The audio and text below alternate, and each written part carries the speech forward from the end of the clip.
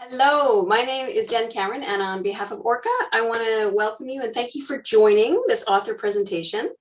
I have the pleasure of introducing Mike and Nancy Deas, the husband and wife team behind the Sueño Bay Adventures, Shadow Island being one of them, and then after that is OTTER LAGOON. The Sueño Bay Adventures are fun and fast-paced graphic novel series for young readers. The first two books in the series, as I showed, are Shadow Island and OTTER LAGOON, and they're out now.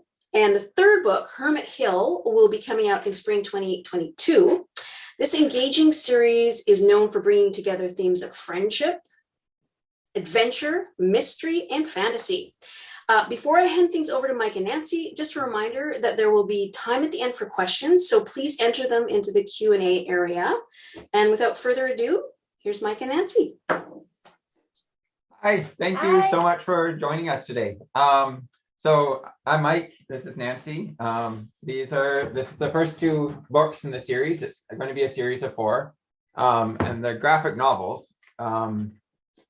So what we're going to do today is we're going to talk a little bit about ourselves and how we got into writing and drawing these books. And yeah, so we're going to touch a bit on our backgrounds and then talk about the inspiration that led us to these books. Briefly touch on the characters and each of the books in the series, and then start talking about how we collaborate together to do the whole process of making these books. Yeah. So these books are sort of fantastical adventures that are based in a small island on the Pacific Northwest, which was kind of, we did it that way because it's a little easier because we're both from the Gulf Islands here off the coast of BC.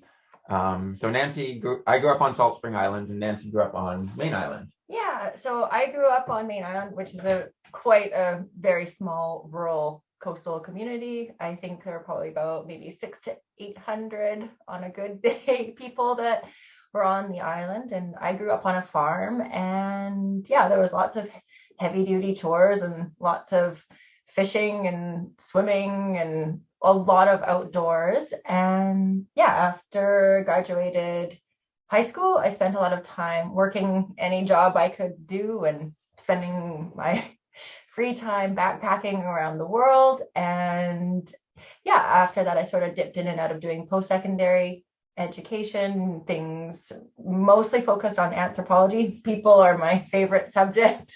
So yeah, that's basically for me. So I grew up here in Salt Spring. That's where we are right now. And I spent a lot of time reading comics, drawing. I spent tons of time drawing. I was a bit of a reluctant reader, so I love stories and I love characters and that sort of thing. But I found comics was a Asterix and Obelix, Tintin, and that sort of thing. I would read the stories with just the images, and then I would read more and more of the words, and found I got so much more out of the books.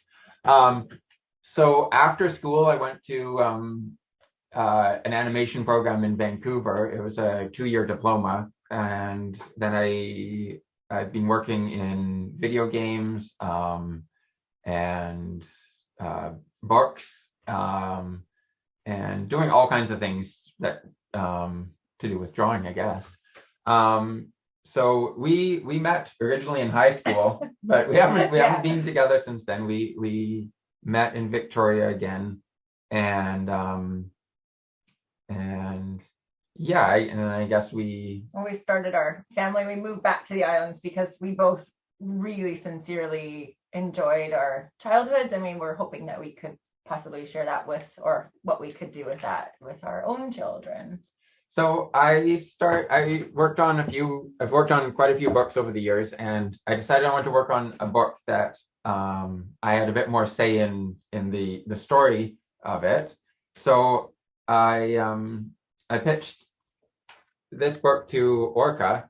It's also a graphic novel, and it's also based on a small island or Pacific Northwest kind of theme. when I started working on this, the two of us spent a lot of time talking about it and running ideas back and forth, and we found that worked really well. So it seemed like a natural transition. The next books we worked on together, and so that's kind of how we got to what we're doing now. Yeah, to working together. Yeah, and we wanted to, I guess, the books to that we wanted to show. we were trying really hard not to interrupt each other. We really get rattling. But we really wanted to create a book that really showed children connecting with nature in a very capable way. And I felt growing up on a farm, I was really trusted with a lot of responsibilities with, tractors and axes and things like that. And so we really wanted to just dive into that world and just sort of show what kids are really capable of and how much fun it can be. Yeah, and we wanted we remember fondly some of the books that we read as kids, like Famous Five and that sort of thing, where they're very accessible to everybody, I think. Yeah, and kid driven. Yeah. Really, like, yeah. Something you really focused on is having characters that throughout the books that each book there's going to be 4, and each book has a different character as sort of the lead. There's a group of 4 of them that are throughout the whole book, but each book kind of has a different lead. And I think you were pretty focused on having a character that's for each book that different kids would be able to relate to. Yeah, the idea would be that each book is set in a season, and each of those books works a different lead character, so that if our readers could potentially relate to one character better than another, they would be able to experience that lead role themselves in the book where that character plays that lead role. Or at least we were hoping. We hope it translates. Yeah. So, let's have a look at the characters. I'm going to share the screen over here, and then and that way we'll be able to have a look at. Okay. That's it. Here we go. So these are the 4 characters. You should see 4 characters up there. Okay, so our first character, if you wiggle the mouse around there. So Ollie is the lead character of our first book called Shadow Island. Now, Ollie is an orphan, and he's new to Sueño Bay. So he's been basically placed with his sort of old and infirm grandpa, and much to his chagrin, he's there reluctantly, and he's not found his place yet, and he's sort of uncomfortable. So in a sense, through the eyes of the reader and the eyes of the character, we're learning this new little island community together. And and hopefully he's trying to find his place. And then the next character is Jenna, and Jenna is our well-organized and independent leader. She's the older sister to Sleeves, and she's the lead character to the second book, OTTER Lagoon. Now, that's this one. You can see that one. Oh, no, they can't see that one. Sorry, I'm holding it up to the camera. Anyhow, but and then her younger brother, Sleeves, takes the lead role. Now, Sleeves is our impulsive little brother type. And so he will be the star of the show of our third book called Hermit Hill, which releases in this coming spring. And Kay, our final character, is our free-spirited, follow your heart kind of gal. And she's the leader of our fourth book, which we are writing at the moment. So just very quickly, we'll run through the book. So this is Shadow Island, the first book, featuring Ollie. And it's a story of him sort of settling into the community and finding his place. Each book has magical creatures that they find in the environment. So this one's sort of these raccoon type creatures that sort of grow into bear size kind of things. The second book is OTTER Lagoon, where there's a typical sea monster, but he's a bit more hairy than the average. and that has Jenna, and she's kind of finding that she's having to break a few rules, and Which she dealing does not with like that. to do. She does not, no. And then Sleeves dealing with being the youngest one of the pack and trying to find his place in Hermit Hill. And that's the one we just finished. We're just putting the last edits in right now. And it's coming out in April. Yeah. Or sorry, May. So that's, I'm gonna stop sharing here. And there we go. So yeah, so the process that we work on is it's a little, we feel very lucky that we get to work so close together because we live in the same house. So with those, it's a very natural process. We find anyways, there's a lot of back and forth. We kind of come up with the idea, the initial ideas of what we're doing together. We shoot a bunch of ideas back and forth. Then we do tons of notes. We spend a lot of time to sort of be prepared. They're pretty wild all over the place, but they're pretty messy. We often draw a sort of linear line of the story and then put the points on it. And we redo this quite a few times throughout the process. Yeah. And as we develop the story, the paper gets smaller and we finally work into pieces, perhaps are led with dialogue. So here I might have a conversation I think might work between some of the characters, and then I kind of come up with a whole pile of notes, and I sort of send those notes to Mike, and Mike works up character designs and perhaps thinks of pieces of the story that would be better image led, and then we basically spend our time developing that story with just a whole lot of back and forth. And then so yeah, Nance will come up with notes that they're basically a script back and forth. Yeah. And I will take that and I'll put it into a rough draft, which I do very rough. And we'll talk about it back and forth, and there'll be changes. Sometimes pages are barely even pages, they're just sketches, just ideas. Yeah. If it's image led, if there's a scene that's sort of more heavy on the images, I will draw it out before any other writing, and then you'll come in and fill in the bubbles. Yeah. And then dialogue led, we'll do it the other way around. Yeah. So it's different for each page, or each section of the book. Yeah. And as things become more and more concise, we draw up a synopsis that's very clear with the chapter breakdowns, and then we've basically committed ourselves to how it's going to move ahead, and then we kind of just set to it. Yeah. And then working back and forth with the editor, Liz, or whoever we're working with at the time, we narrow down the story, and so the drawing side of it, I use it's called a Wacom screen. So I'm going to move the camera just slightly here. So it's a screen like this, and this is how I do the rough draft. I can draw right on this screen. It's pretty handy, so I can undo stuff and I can erase stuff really quickly. And so that's how the rough draft's done. So it allows me to copy things, move things around on the screen. And then once I've got a whole rough draft done like that, let me share the screen real quick here so you can see what that rough draft looks like.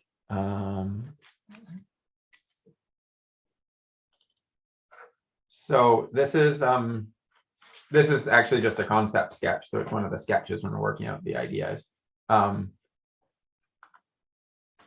And so this is a sample of the rough draft that we sort of scribble it. I'm going to move the camera over, and I'll start doing show you how some of the inking happens. So I do, like I said, all the rough stuff on the computer, and then once it's printed out, I print it all out, and then I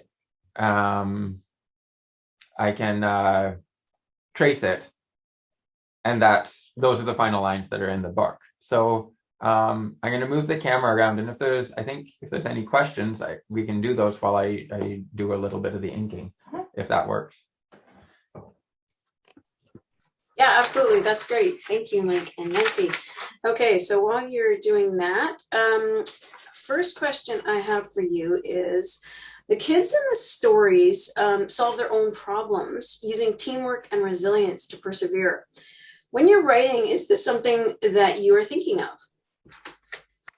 It's big time what we're thinking of. We really want to show kids as capable and able to solve their own problems. And that's why we, like, purposely, we have not shown parents.